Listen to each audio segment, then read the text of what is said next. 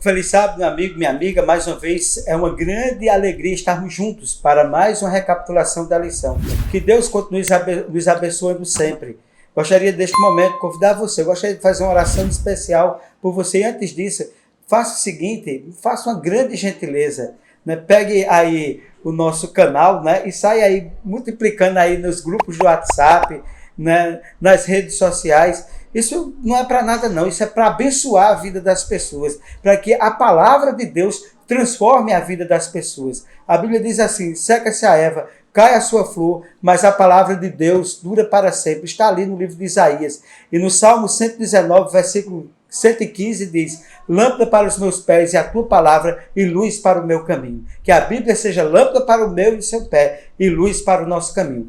Nesse momento, gostaria de convidar a todos vocês a fazermos uma oração. Vamos lá? Senhor Deus, Pai de amor, de bondade e de misericórdia, nós te agradecemos, Senhor, por mais uma oportunidade concedida de estarmos juntos para mais uma recapitulação da lição da Escola Sabatina. Que esse ministério se multiplique, abençoando a vida das pessoas. Que tu venha iluminar a cada pessoa que está nos acompanhando. Em nome de Jesus. Amém. Deuteronômio no Novo Testamento. Nós vimos Deuteronômio no Antigo Testamento, semana passada, né, quando o rei Josias ele descobriu a importância do livro que estava perdido. Né? Houve uma reforma espiritual, influenciou no ministério de Neemias, no ministério de Miqueias, no ministério do profeta Jeremias, do profeta Daniel e assim sucessivamente, mostrando a relevância do livro Deuteronômio como um livro de memória para outras gerações. Mas e o Antigo Testamento, qual a relação que existe com o livro de Deuteronômio? Vamos lá, eu convido você à leitura de Mateus capítulo 4, versículo 4. Ele, porém, respondendo, disse: está escrito, nem só de pão viverá o homem, mas de toda palavra que sai da boca de Deus. Meus queridos, que esse é um dos textos mais importantes que nós encontramos da Bíblia, e esse texto está presente no livro de Deuteronômio. Vejamos essa reflexão que é importante para que nós possamos entender a historicidade e que os autores do Antigo Testamento, mas também do Novo Testamento e o próprio Jesus utilizaram a mensagem, os escritos do livro de Deuteronômio. Ou seja, o livro de Deuteronômio é um dos 4 livros do Antigo Testamento mais citados com mais frequência no Novo Testamento. Gênesis, Deuteronômio, Salmo e Isaías são os livros mais citados no Novo Testamento. E Deuteronômio está entre eles. Segundo os estudiosos da Bíblia, Deuteronômio é o livro que Jesus mais citou. Principalmente nos momentos cruciais de sua missão messiânica, Jesus ele rebuscou, ele foi na sua memória buscar nos escritos de Deuteronômio. A razão para a popularidade do livro de Deuteronômio tem a ver com o seu estilo de sermão, o seu tom pedagógico, de ensino teológico prático, que de fácil compreensão para as pessoas entenderem. Moisés não apenas citou as leis, mas comentou sobre elas e trouxe o seu conteúdo teológico e a intenção profunda com o propósito de aplicá-lo na vida do povo de Israel, na vida prática do povo de Israel, clareando mais, tornando mais compreensível a vontade de Deus, a aliança de Deus com o seu povo. E, portanto, Deuteronômio contém ensinamentos que se tornaram fundamentos teológicos da fé cristã. Vemos nele a tensão teológica entre o rigor da lei e as boas novas da graça divina. É em Deuteronômio a perfeita relação entre o rigor da lei e as boas novas da graça divina. Meus queridos, foi de Deuteronômio que Paulo extraiu a ideia de que a lei revela o pecado, de que a justiça é somente pela fé em Cristo.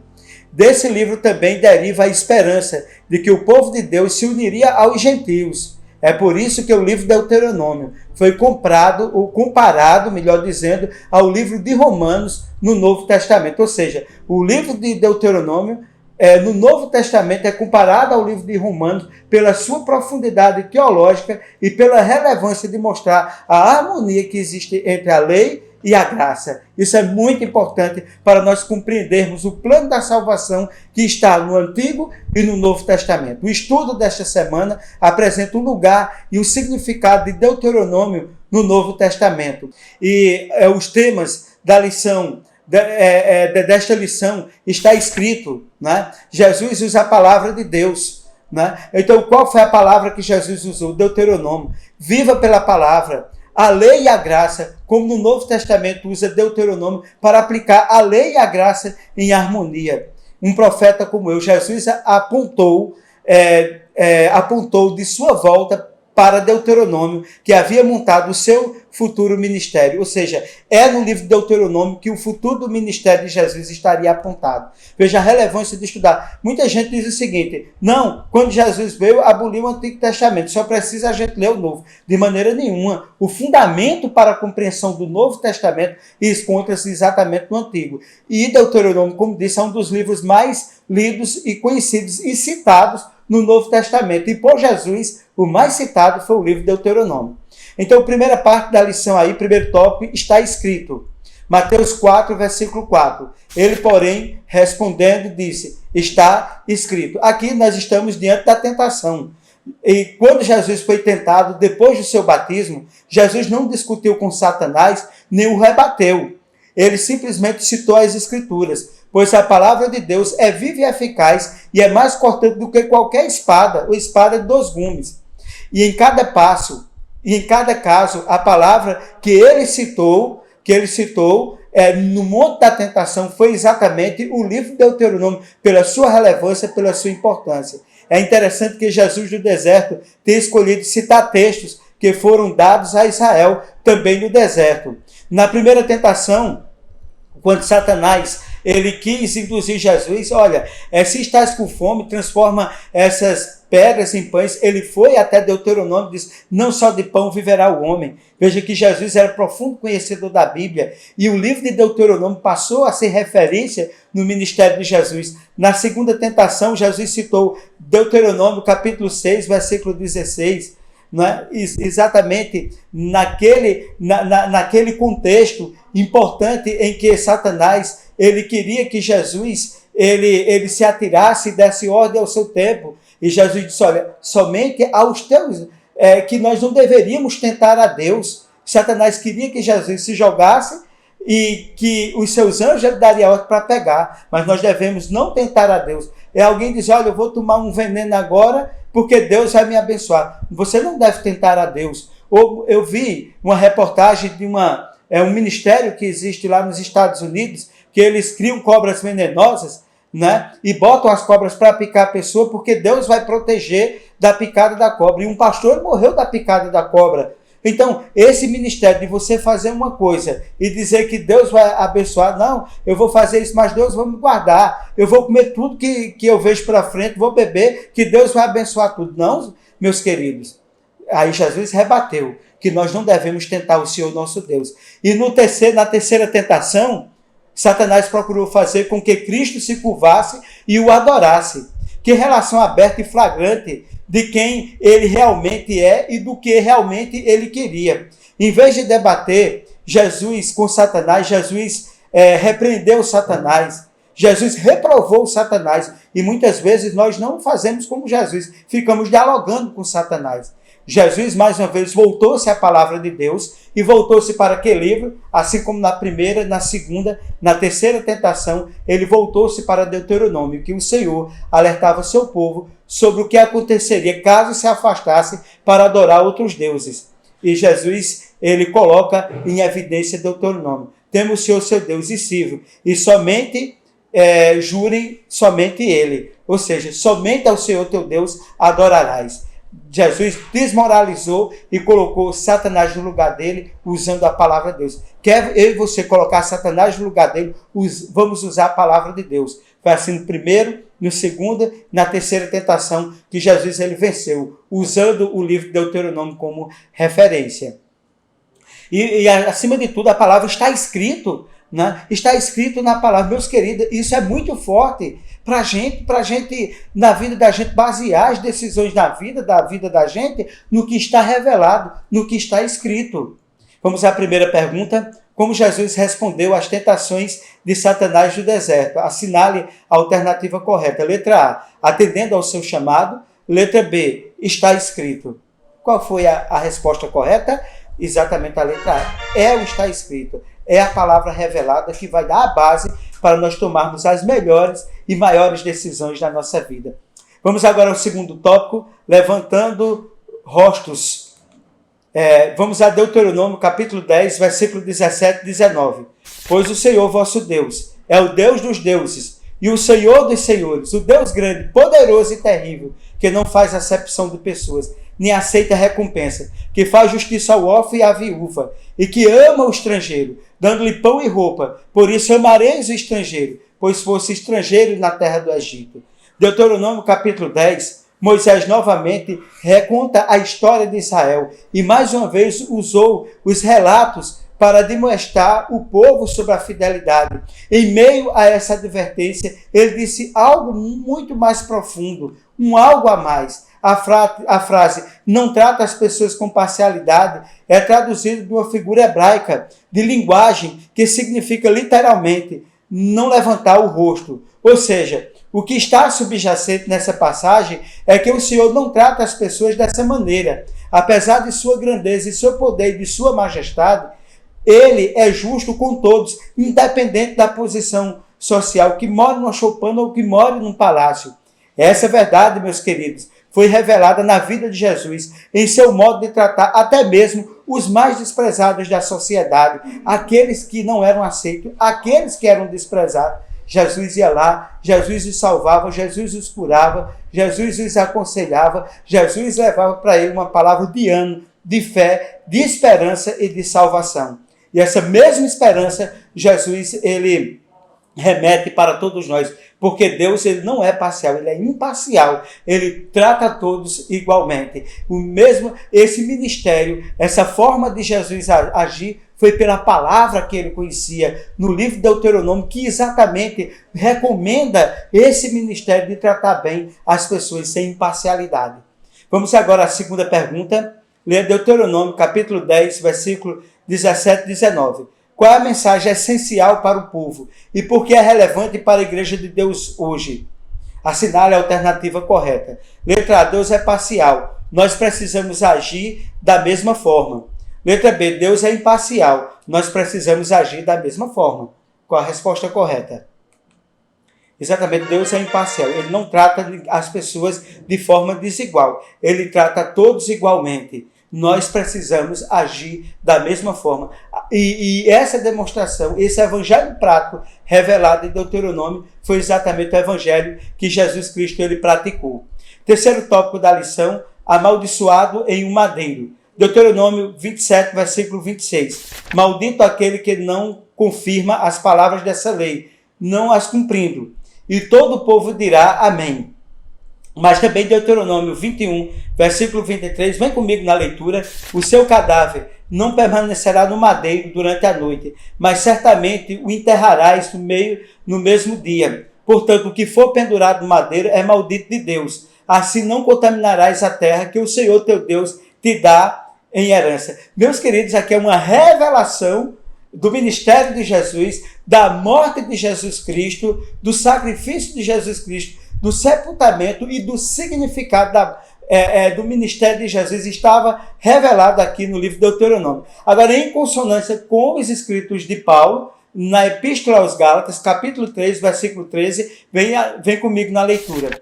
Cristo nos resgatou da maldição da lei, fazendo-se ele próprio maldição em nosso lugar, porque está escrito: maldito todo aquele que foi pendurado no madeiro. Quem escreveu isso? Moisés em Deuteronômio. Quem está relembrando esse texto é o apóstolo Paulo no livro de Gálatas. Ou seja, Paulo, porém, usou como símbolo para a morte substitutiva de Cristo por nós.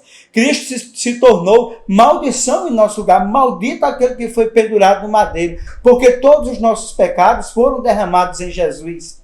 Porque ele enfrentou a maldição da lei, isto é, a morte que todos nós enfrentaríamos por transgredirmos a lei.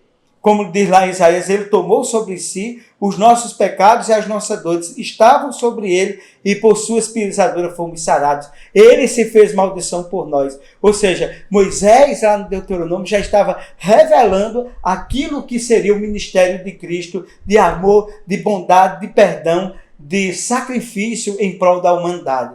Porém, as boas novas do Evangelho dizem que a maldição que deveria ser nossa tornou-se dele na cruz do Calvário, a fim de que recebêssemos pela fé o Espírito prometido. Isso é lindo ou não é? A Bíblia é regra sobre regra, preceito sobre preceito, um pouco ali, um pouco ali, um pouco aqui. Então o apóstolo Paulo, ele traz referência para que pudéssemos compreender o que estava revelado lá em Deuteronômio no ministério de Jesus. Terceiro ponto, qual o significado da expressão maldito todo aquele que foi pendurado no madeiro? Assinale a alternativa correta. Letra A. Paulo usou isso como símbolo para demonstrar a morte substitutiva de Cristo por nós. Letra B. Paulo usou isso como símbolo para demonstrar a morte substitutiva do Cordeiro por nós. Qual a resposta correta? Exatamente a letra A. A morte substitutiva não do Cordeiro, mas de Jesus Cristo, que era o Cordeiro de Deus que tira o pecado do mundo. Vamos agora ao quarto tópico, um profeta semelhante a você. Deuteronômio 18, verso 18. Vem comigo na leitura. Eis que lhe suscitarei um profeta do meio dos seus irmãos, como tu, e porei as minhas palavras na sua boca, e lhes falarás tudo o que eu lhe ordenar.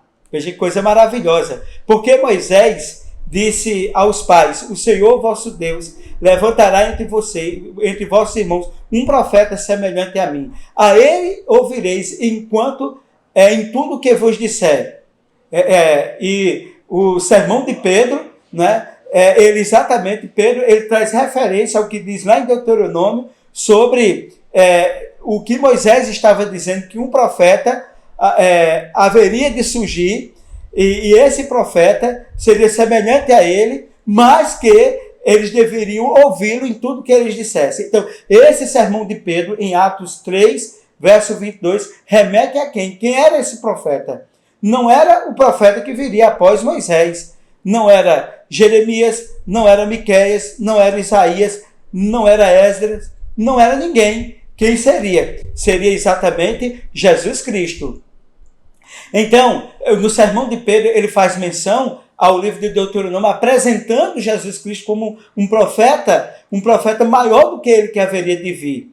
E lá no livro de Atos 7, 27, este é aquele que Moisés disse aos filhos de Israel: o Senhor vosso Deus vos levantará dentre vossos irmãos um profeta como eu, a eles ouvirei. O mesmo sermão de Pedro, Estevão, quando estava sendo apedrejado, agora ele volta a citar que haveria de vir um profeta, e que no caso de Estevão, que estava sendo ali martirizado, seria apedrejado vivo, ele estava dizendo que o povo rejeitava a esse profeta. O profeta que Pedro pregou e o profeta que Estevão estava pregando aqui é o mesmo profeta, Jesus Cristo, o nosso amado e querido Salvador, o Salvador da minha e da sua vida.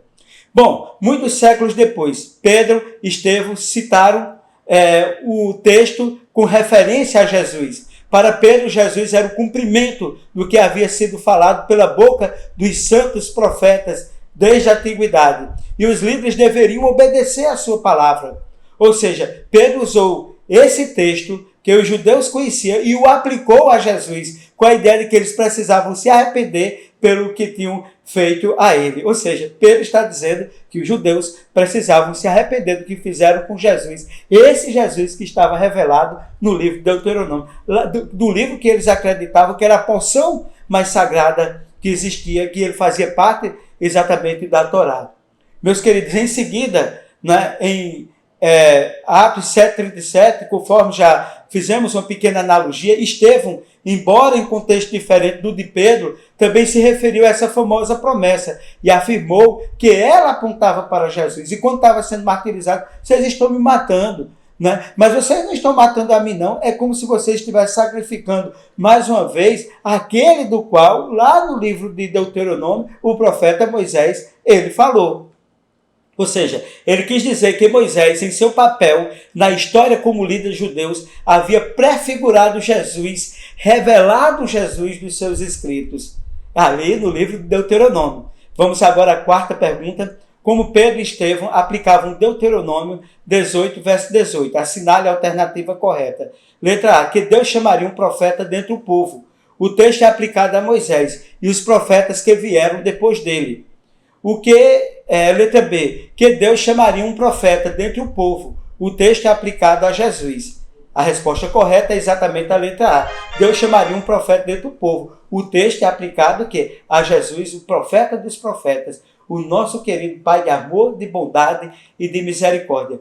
Vamos agora ao último tópico, horrível coisa. Hebreus capítulo 10, versículo 28 e 31. Vem comigo na leitura. Quem rejeita a lei de Moisés morria sem misericórdia pelo depoimento de 2 ou 3 testemunhas. Quão mais severo castigo, julgam vocês, merece aquele que pisou aos pés o Filho de Deus, que profanou o sangue da aliança, pelo qual ele foi santificado, e insultou o Espírito da graça. Pois conhecemos aquele que disse: a mim pertence a vingança, eu retribuirei, e outra vez o Senhor julgará o seu povo. Terrível coisa é cair nas mãos do Deus vivo. Meus queridos, esse texto tem uma profundidade muito, muito forte. Por boca de 2 ou 3 testemunhas, será morto o que houver de morrer. Por boca de uma só testemunha não morrerá. O que é que isso podemos relacionar para que nós possamos entender? Para exortar os crentes judeus a continuar fiéis a Deus, Paulo citou e exortou e fez uma exortação anterior aos israelitas para que permanecessem fiéis. O texto usado, Deuteronômio 17,6, em que está escrito que alguém era considerado digno de morte, sofreria essa pena de morte depois que pelo menos 2 ou 3 pessoas testemunhassem contra ele. Paulo fez isso para deixar claro que a infidelidade poderia levar à morte sobre a antiga aliança. Quanto mais severo deve ser o castigo daquele que pisou o Filho de Deus, profanou o sangue da aliança, com o qual foi santificado, e insultou o Espírito da graça. Que é que Paulo aqui em Hebreus está dizendo? Se uma pessoa era morta por fazer alguma coisa injusta, imagine quem levou o Filho de Deus para o quê? Para o sacrifício, para a morte. Quem profanou o sangue da aliança e insultou o Espírito da graça. Meus queridos, olha que profundidade o apóstolo Paulo aqui em Hebreus nos traz. Em outras palavras, você tem mais luz e mais verdade do que ele sobre o sacrifício de Jesus Cristo e dos seus pecados. Assim, se eu e você, se nós rejeitarmos, sua condenação será maior do que a deles. Ou seja, se nós estamos rejeitando a Cristo, a nossa condenação vai ser maior do que quem matou ele. Porque nós queremos matar Cristo outra vez. Paulo, à luz do Deuteronômio, exortou-nos a não rejeitarmos o sacrifício da cruz de Cristo no Calvário. Quinta e última pergunta. O que Paulo disse na Epístola aos Hebreus, no capítulo 10, que se aplica a todos nós? Assinale a alternativa correta. Letra A. Exortou a não rejeitarmos o sacrifício de Jesus no Calvário. Letra B. Exortou a não deixarmos de realizar os sacrifícios de animais diariamente. Vamos lá.